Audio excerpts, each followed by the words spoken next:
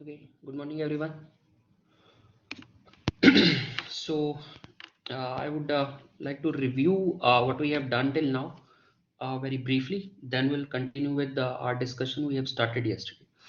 Right? So, let me share my screen.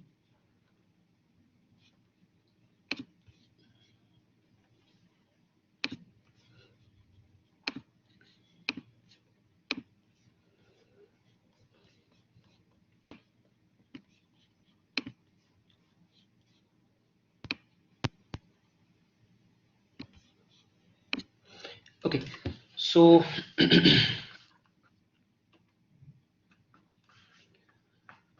what we have observed in last couple of lectures that if we try to define a system, right? A system can be anything, as I told you earlier. Right now we are not going into the detail or the configuration of the system, so the discussion is general enough that it can be applied to any system, in fact, right? So basically, to define what we referred as the macro state of the system,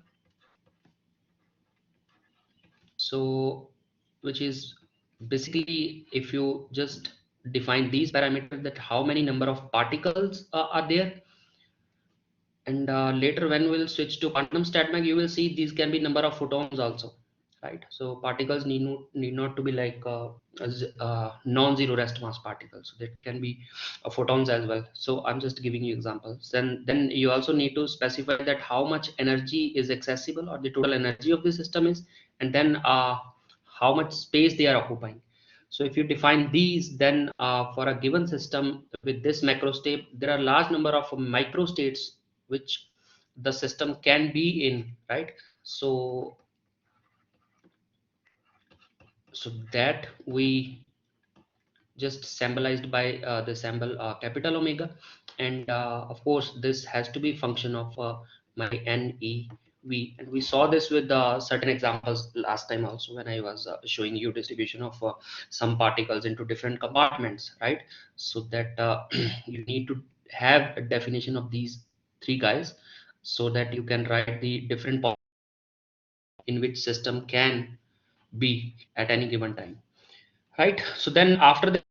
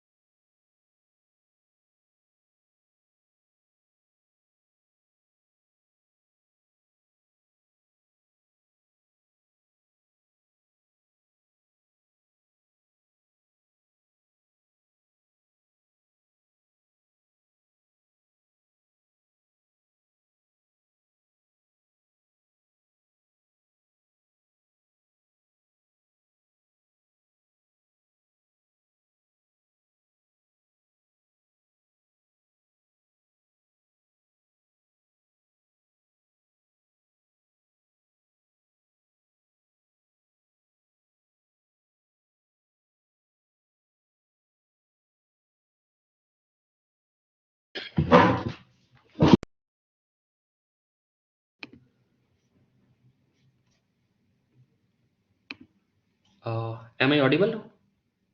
I think we lost the connection.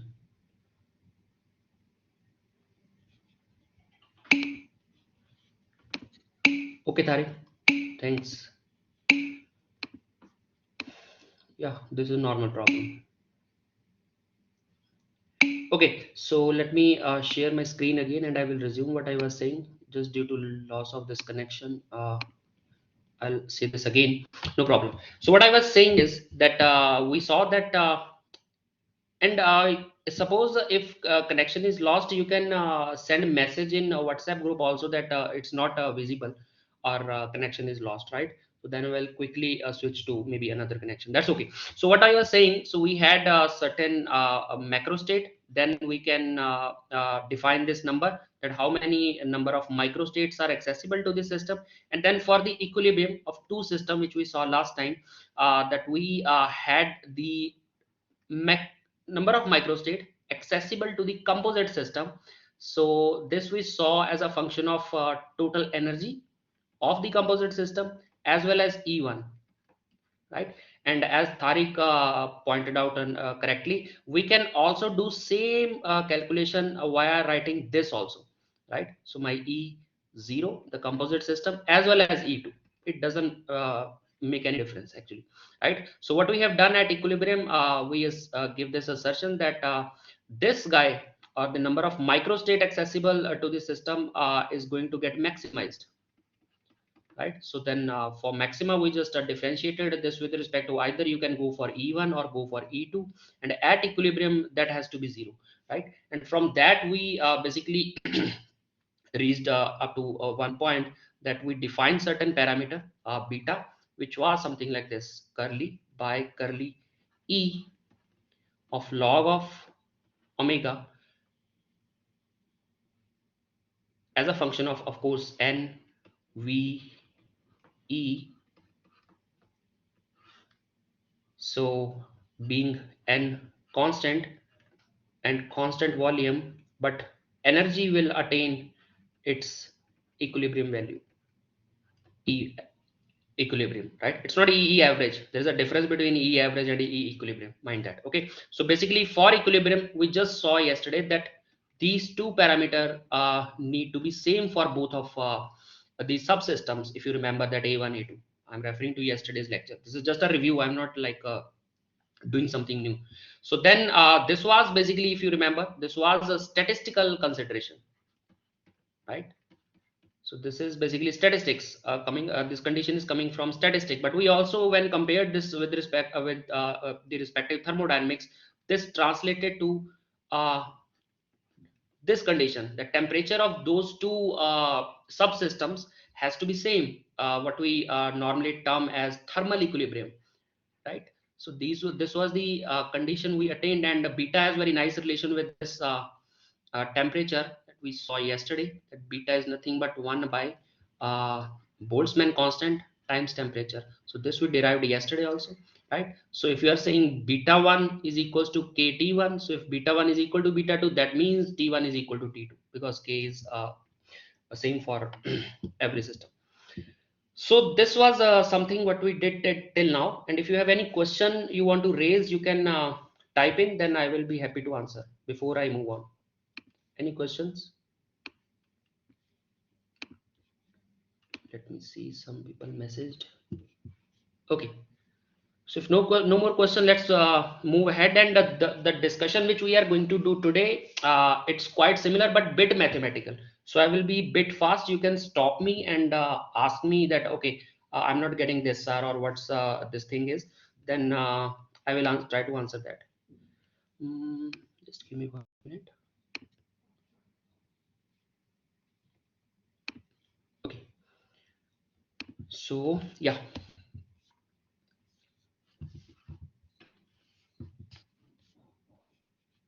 So this is the point we have reached till yesterday, and this I just briefed again now, right? So now I'm interested in talking about a more a step ahead. I would go. So now same two system, although I introduced this thing yesterday also, same two systems I'm having again, but this time this wall is thermally conducting, not only thermally conducting, but it is also movable, so it can move here and there.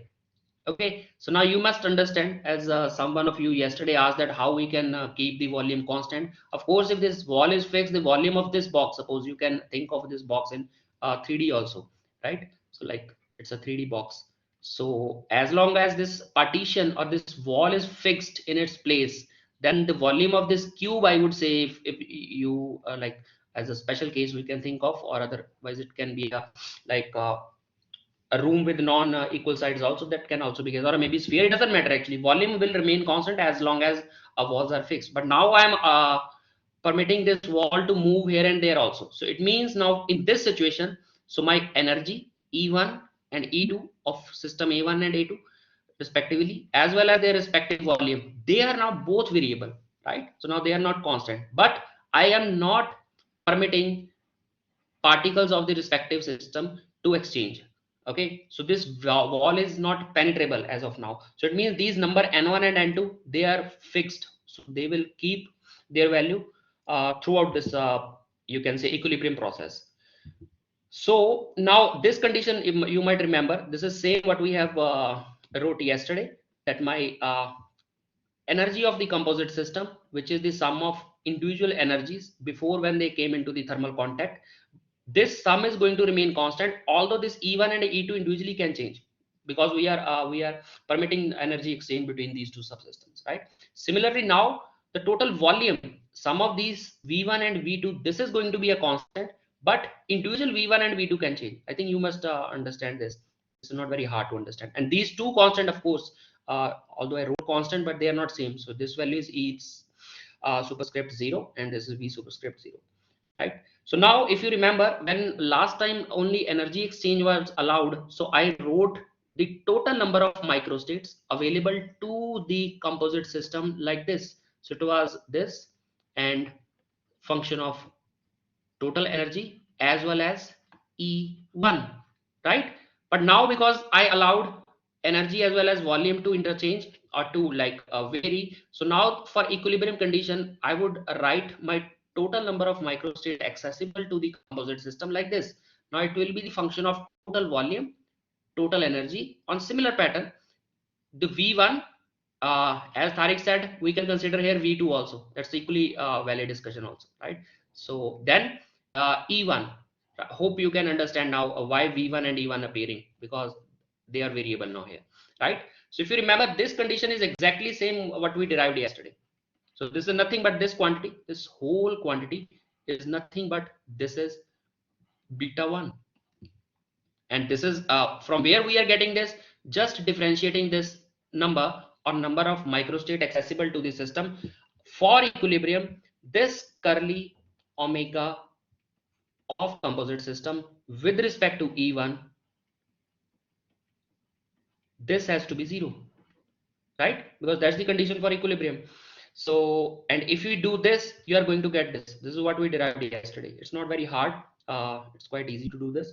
So then, of course, you can see here my number of particles are N1, volume is V1, but energy attained at equilibrium value E1. Similarly, on this side, actually this quantity is beta 1 and this quantity is beta 2, as we just saw at the beginning of this lecture, right? So now, but you see this these number of microstates are not only varying with V1 E1, they are also varying with V1. So it means for maxima or for equilibrium, I can also differentiate this number of microstate function with respect to V1 also, right? So then we will get another condition which will look something like this.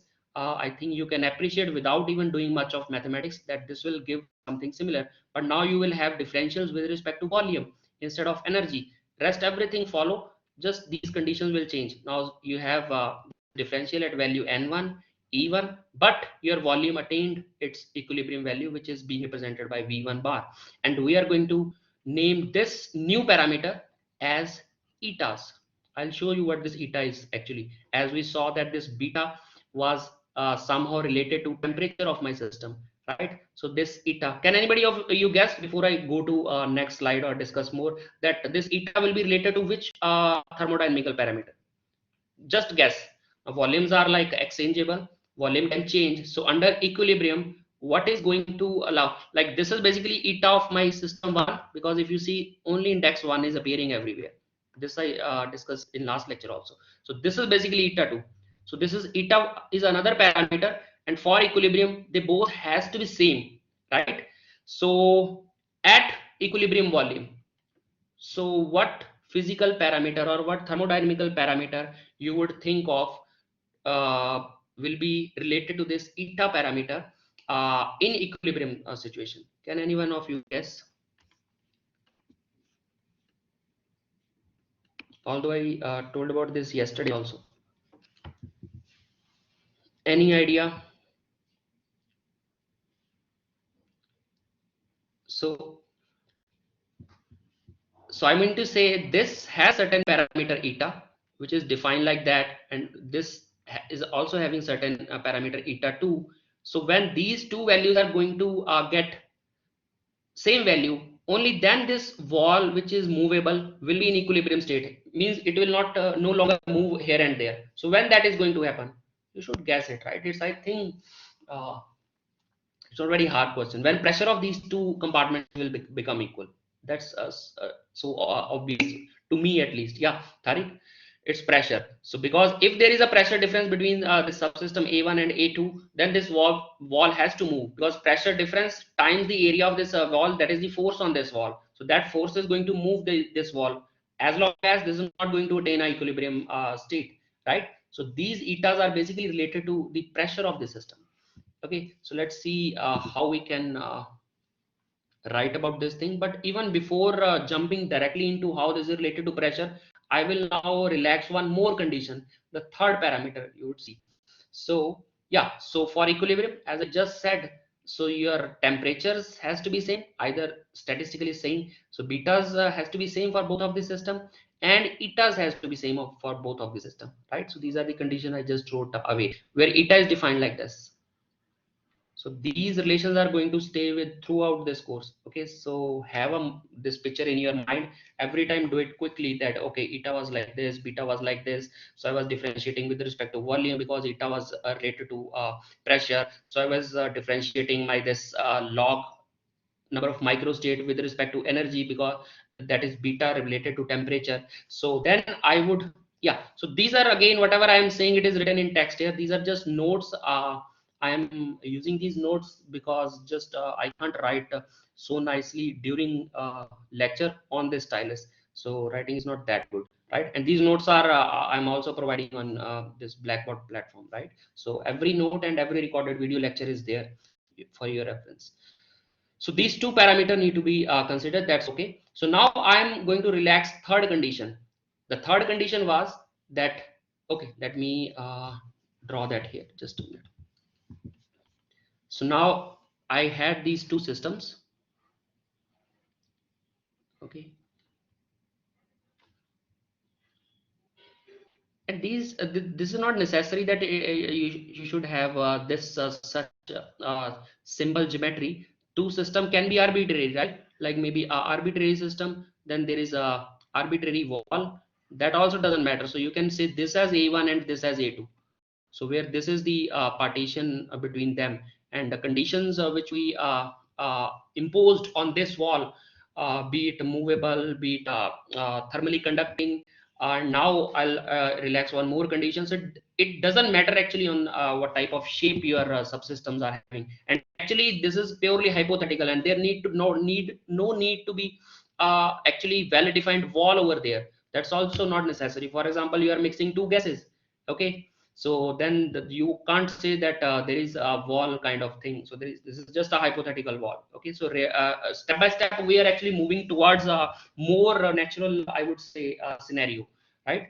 At the beginning it was very idealized one. So now what I'm doing is, so that I have this wall here, just for drawing purpose I'm making it a bit nicely, otherwise although it is not that nice, but that's okay. So we can live with this, right? Okay, so now this is the wall. It's thermally conducting, means for my A1 system and A2 system. So my number of microstates accessible to A1 system, which was in equilibrium before coming into contact with A2 system, was defined like this: E1, V1, and N1, right? Similarly, for this A2 system, the number of microstates we were representing with E2, N2, and V2. just a minute, V2. Okay, so commas are there. Okay, so now what I'm saying, in last couple of steps, we allowed energy as well as volume to change. That means this wall was thermally conducting as well as it can move here and there, right? Now in this next step, I'm also allowing this N to be changed. So it means you can think of such a way that there are holes inside this wall so that particles can go here and there. So from that compartment, particle can come here and particle can go there from A to, and vice versa, right? So wall is penetrable basically. So if that scenario I would allow, then what is going to happen is, just give me 1 second. Okay, so then my accessible number of microstate of the composite system, now I would write it like this. So it will be a function of energy of the composite system, volume of the composite system, as well as total number of particle of the composite system, as well as energy, volume, and N1. Not, I wrote it wrongly. Just a minute. V1 and N1. Okay, so you can have different permutation amongst these variables. So you can choose E1, V2, N2 also, or E1, V1, N2 kind of thing. So all permutations are equally good, but just for simplicity, I'm using this. And now, as we are doing repeatedly, so for equilibrium, this guy, curly by curly, of something at one parameter, comma two parameter, comma third parameter, but at its equilibrium value, this has to be 0, right? Where this star can be any of E1, V1, and N1. Similarly, this can be E1, V1, and N1. Okay, but of course, this star and this star can't be same. So you have to write, if you are writing E1 here, then you have to write V1 here, then N1 at its equilibrium value. And if you are doing this with respect to N1, then you have to differentiate this number of microstate also with N1. We saw these things in last two cases also. So let me, this is the idea. And while doing this, actually, you will define another parameter for which I'm not that good in writing the sample. It looks like this, a zeta kind of thing. Okay, so let me take the help of my notes now here. These notes comes into the picture. So I'm just saying that if you also allow the particles to exchange, then for equilibrium, when like both, I would say, subsystem will come into equilibrium, like there is no net exchange of the particle between the two subsystem will happen if for those two system you have this eta 1 of system A 1 and eta of system 2, they will become equal, right? Now just you can appreciate that this is differentiation with respect to number of particles, where V and E have their values, whatever they want to attain, because we are looking at, you can say, equilibrium situation. So equilibrium can be attained at three different, I would say, parameter values. Either your energy can be in equilibrium situation, then that parameter is related to temperature, which is beta. Your volume can be at equilibrium value, then your equilibrium parameter would be eta, and number of particle can attain equilibrium. This will happen at this parameter. So we basically define three different parameters for three different type of equilibriums, right? So these parameters, just to summarize, I am writing all of them here, right? So beta, we define it like this. So I'm not writing the functionality just for simplicity. And then we have this eta parameter, which is basically related to pressure, that we will see soon. This was related to temperature. And then this eta parameter, it is related with something called chemical potential of my system. Chemical potential is something like it's basically gives free energy per particle of the system, right? So that's how we'll get to detail of this parameter more. Okay, so and if we are interested, or if we are thinking of equilibrium conditions, so then equilibrium will happen when these all three conditions are going to be satisfied. So temperatures are same, pressures are same, and chemical potentials are same. So this portion is basically what we derived from statistics. This is what we have feeling beforehand. that from thermodynamical perspective, that these are going to be my equilibrium conditions, right? So till now, if you have any question before I just want to write what I would say, if we have these things, we can switch to the thermodynamic part of the system. So once we define all these parameters, so then it's straightforward to go for the thermodynamics of the system. Anyway, so let me write. So this is basically from thermodynamics. We know this, right? This is just your undergrad result. So usually when you consider your ideal gas kind of thing, or you look for your first law of thermodynamics, then usually you don't consider this uh, change in number of particles basically. So you might have saw this relation, this kind of thing basically like this. So mm, I would write it here. So whatever heat you give to the system, a thermodynamical system, this goes into two different parts, I would say. It increases the energy of Hemant, chemical potential symbol is mu. It's mu, right? But this symbol, even I don't know. I will look into the literature. I don't know what this symbol is like, how I to pronounce this. But this is the chemical potential mu.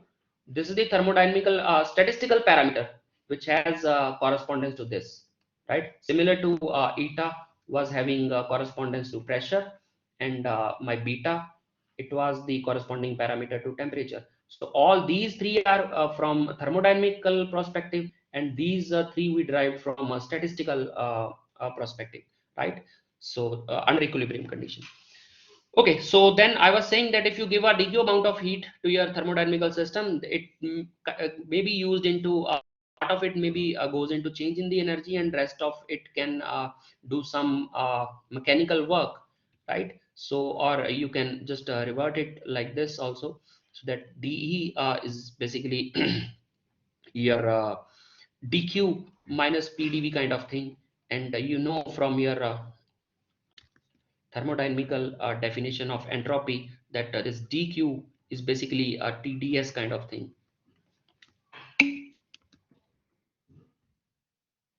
Rahul, if that's zeta, okay, okay, I will right now I don't know, so I will accept, but we should know that how what is how to pronounce this.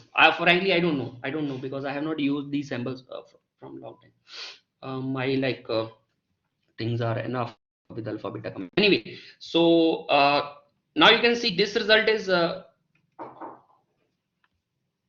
also having this additional term if you allow your number of particles to change, right? So this is basically we are getting from thermodynamics. So now if you just keep your volume as well as number of particle fixed, then from this equation you can very easily see that curly s by curly e at constant and number of particle and volume is just 1 by temperature. Okay, because if n and v are constant, so this term will go out, this term will go out, because d and dv they will be 0. So my curly s by curly e is just 1 by t. I think you can get that very quickly, right? And why I am writing it like this, because if you remember, so we wrote this relation earlier also, right? When we compared our thermodynamic relation with this thing, the definition of beta, that this by this at uh, y term containing chemical potential is positive. Okay. So I would say that if you want to add a delta n number of particle to a system which is having certain chemical potential mu, right? Then you need to do, or need, basically you are adding this much energy to the system.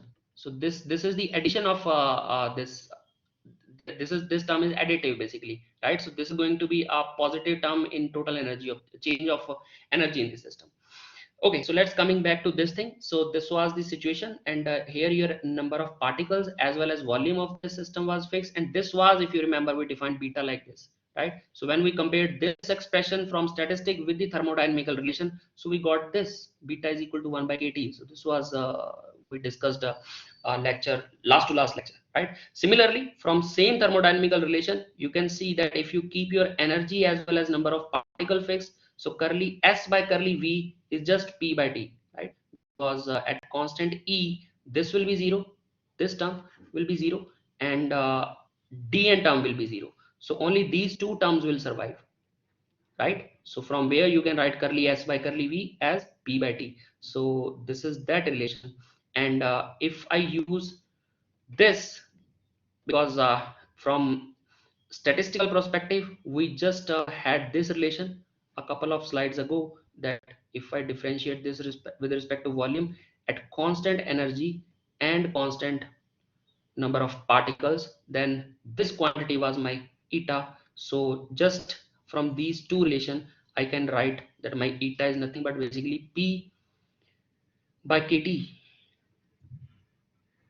right? Or you can say this would be something like eta is just beta times p. So if I attain the thermal equilibrium, it means my eta 1 equals to beta 1 equals to p1, and similarly for second system, that is eta 2, which is equals to beta 2 and p2. So if thermal equilibrium is already attained, it means beta 1 is equals to beta 2. So which necessarily requires, as from equilibrium condition, from statistical perspective, that these eta parameter has to be same for both of the system. If they attain the equilibrium, then pressure are supposed to be same. So that's why I told you that pressure, this condition translate to pressure equilibrium, right? Similarly, the third relation, you can straightforwardly derive this, that differential of this entropy with respect to number of particles, it's just minus mu by t. This result will again come from this thermodynamical relation. Okay, and again the corresponding statistical result we derived when we allowed number particles to be exchanged between through the wall of two subsystem, and we differentiated this guy with respect to number of particles and at constant energy and constant volume. So this was my, as Rahul said, zeta. So this is zeta, and using these two relation mutually, so we can reach up to this relation. So all these relation are basically results where you can see that these statistical quantities eta, zeta, beta are related to the thermodynamical parameters, temperature, pressure, as well as chemical potential, right? And of course, these are now not very, I think, tough situation, that on lecture one, we derived this thing that for thermal equilibrium, beta has to be same, statistics say this, or thermodynamics says this, right? Because beta and temperature are related, the KT relation. So now if I allow energy to be exchanged between the walls, across the wall, and wall is also movable at the same time, so for equilibrium, not only beta parameter has to be same for both of the subsystem, but eta parameter also need to be same. That means in thermodynamically, I'm saying temperature has to be same for both of the subsystem, as well as pressure has to be equilibrate. Only then I can say that equilibrium is attained. But now if I allow energy to exchange, volume to vary, that means wall is movable, as well as the wall is penetrable, means number of particles or particle can also exchange. So I'm like, this is the most general situation, then all these three parameter under equilibrium has to satisfy these conditions, and thermodynamically you know that these conditions are required to be satisfied for equilibrium situation, right? I think now you can appreciate that how from very simple idea of writing my number of microstates of composite system, which is n0, v0, e0.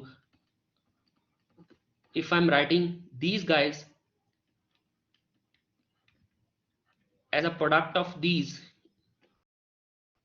actually functionality is bit tricky because there are three different situations, but just in first situation we just use this thing and maximizing this uh, number, or I would say, yeah, parameters. So we derived these conditions which thermodynamically can be derived independently, right? But from statistical purpose, a statistical perspective, I would say, we reached up to these conditions in very simple steps. It's not very hard mathematics, I would say. Okay, so that's the beauty of this whole consideration, that things are very straightforward, and till now we have not gotten into much complicated mathematics, I would say.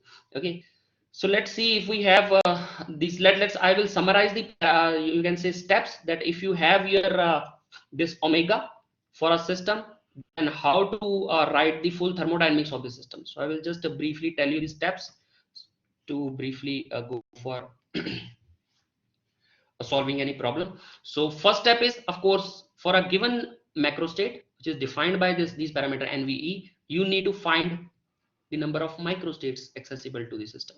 Okay, and this is the most important step actually. And as I told in last couple of lectures also, that in this course most of the time we will be doing this, just writing this parameter, or this you can say expression for this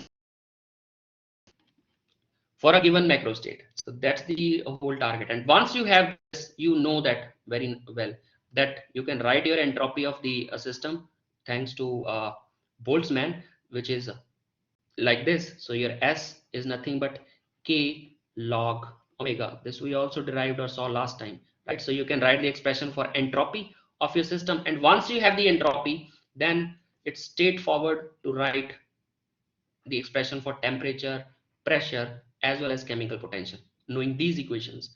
Okay, so this may happen at some situations, or while doing some numericals, or maybe doing some assignment, or maybe during test, you are supposed to write solve the problems also of the book textbook we are following.